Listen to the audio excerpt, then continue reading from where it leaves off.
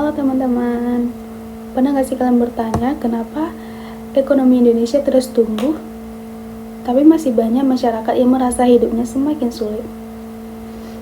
Kenapa ada orang yang terus bertambah kaya, sementara sebagian lainnya harus bekerja keras untuk hanya memenuhi kebutuhannya sehari-hari?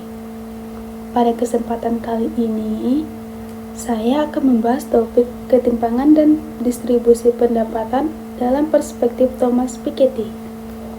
Melalui pembahasan ini, kita akan membahas penyebab ketimpangan pendapatan menurut Thomas Piketty, fakta yang terjadi di Indonesia, serta solusi menciptakan pemerataan kesejahteraan. Yuk kita pahami bersama mengapa isu ini penting bagi pembangunan ekonomi. Tonton videonya sampai habis ya.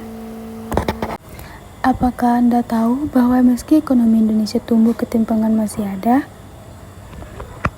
Indonesia menunjukkan pertumbuhan ekonomi yang baik, namun tidak semua masyarakat berbagai dalam keuntungan ini.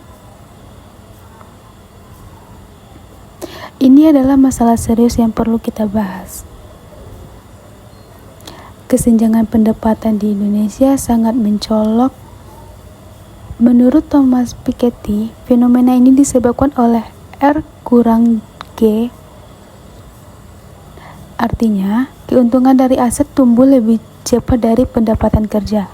Pemilik aset seperti tanah atau saham mendapatkan lebih banyak, sementara mereka yang bekerja mengalami pertumbuhan lambat. Mari kita lihat langkah-langkah untuk memahami isu ini. Pertama, ketidakmerataan kepemilikan aset. Mereka yang memiliki properti bertambah kaya, sementara yang tidak bergantung pada gaji saja. Kedua, pendidikan. Yang berpendidikan tinggi mudah mendapatkan pekerjaan berpenghasilan baik, sedangkan yang berpendidikan rendah sulit maju. Ketiga, akses pekerjaan berkualitas. Banyak pekerja terjebak di sektor informal dengan gaji yang rendah. Fasilitas dan kesempatan juga berperan. Misalnya, pelaku usaha kecil menemui hambatan dalam mendapatkan modal, sementara perusahaan besar mudah mengakses pembiayaan yang berkembang. Kebijakan pemerintah juga menjadi kunci untuk pengurangan kesenjangan ini. Dari data BPS, Gini rasio Indonesia adalah sebesar 0,375.